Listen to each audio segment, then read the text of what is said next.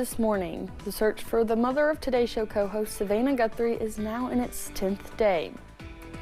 And Congress has just days to reach a compromise on immigration enforcement reforms before funding lapse for the Department of Homeland Security. Dedicated to Eastern and Southern Kentucky, this is WYMT Mountain News This Morning. Welcome to Mountain News This Morning. I'm Neela Green here with you on this Tuesday, February 10th. The time is now 4:59, and let's check in with meteorologist Megan Desmond for a look at your forecast this morning. Megan, it was such a pretty day out yesterday. I really enjoyed the sun. Yeah, it was nice. And today's just another one of those days. In fact, it's actually better than yesterday. I mean, we're talking very warm temperatures for this time of year. And even as we're heading out the door this morning, it's not looking too bad. And do you see that big green area around the southeast where we're seeing those warmer temperatures? 56 in Oklahoma City right now, 58 in Kansas City, 59 in Memphis. This warmer air is what's going to make its way into our region later today. As of now, though, we are just going to be seeing a mixture of the 20s and 30s, but this afternoon, that's when we're really going to kick it into gear. I mean, we're talking 60s, and for some folks, we have a chance of hitting that 70-degree mark. 71 is that forecast high in Manchester. The forecast high is 69 in Williamsburg, but if we get enough sunshine, I could see that hitting that 70-degree mark as well. Here's a look at satellite and radar, though. Nice and dry, not even a cloud in the sky, so we'll start off sunny on your Tuesday, but a slight chance of showers starts to enter into the forecast later this evening as a cold front cools us down heading into Wednesday. Neely. Megan, thank you. Overnight, the FBI said they still have not identified any suspects as the search for the mother of Today Show co-host Savannah Guthrie is now in its second week. Monday, Guthrie posted another video to social media urging the public to give not just their prayers, but their help. CBS News' Bradley Blackburn has more from New York. We believe our mom is still out there. In her latest video, Today Show co-host Savannah Guthrie pleaded for the public's help to find her missing mother, Nancy.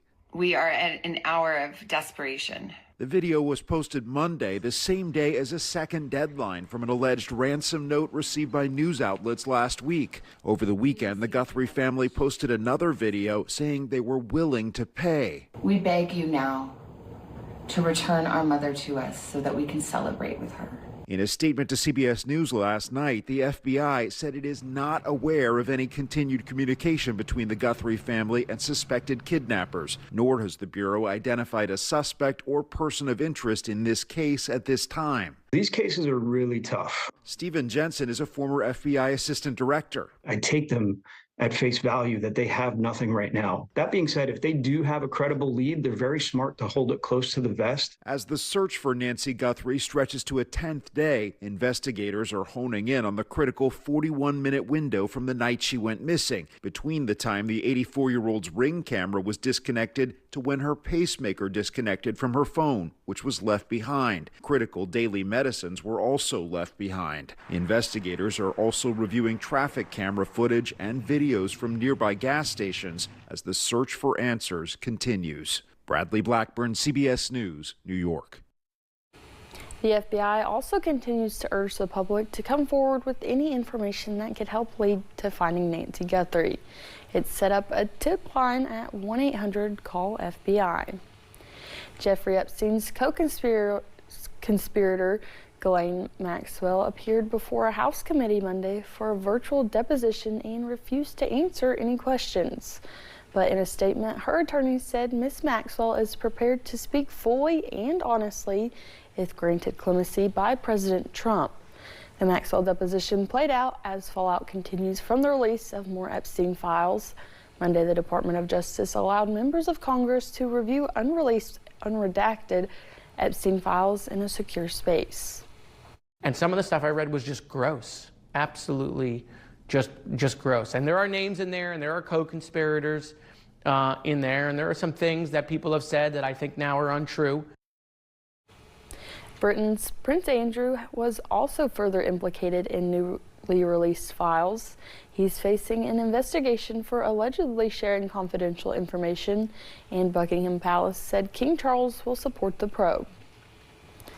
Congress has just days to reach a compromise on immigration enforcement reforms before the funding lapses for the Department of Homeland Security.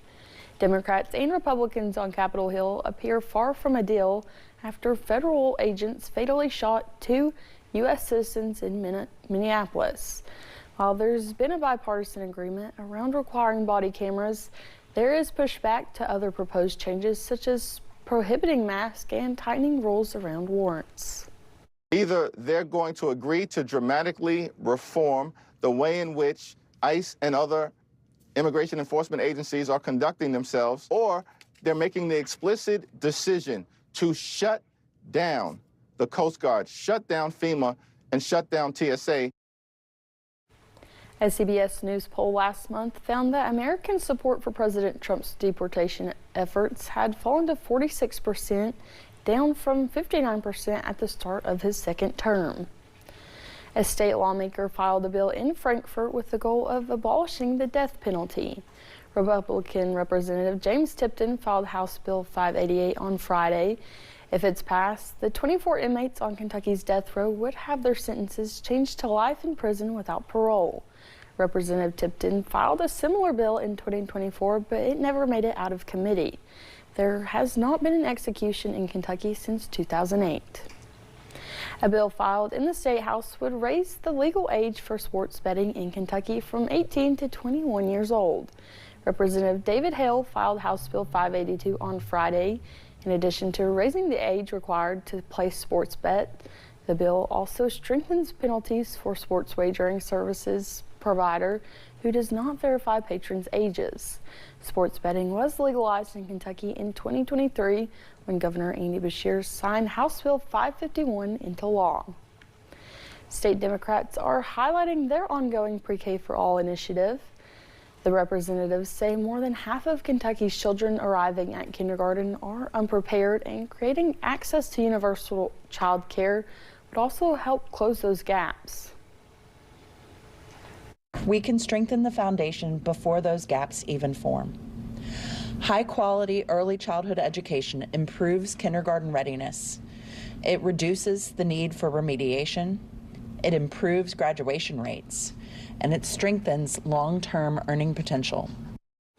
House Democrats also outlined several bills filed this legislative session that favor universal pre-K.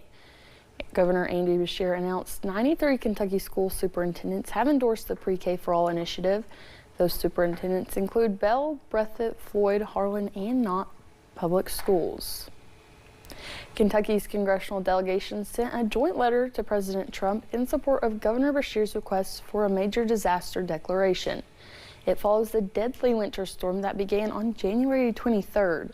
At least 21 deaths are blamed on the storm. Officials say hundreds of homes and businesses were impacted. At one time, 75,000 customers were without power. President Trump issued 3 major disaster declarations for Kentucky in 2025. Well, thanks for getting your day started with us here on Mountain News this morning. Could your favorite morning caffeinated drink lower your risk of dementia? We have those findings from a new study. And the next chance of rain is on the way. I'll tell you the timing and details coming up.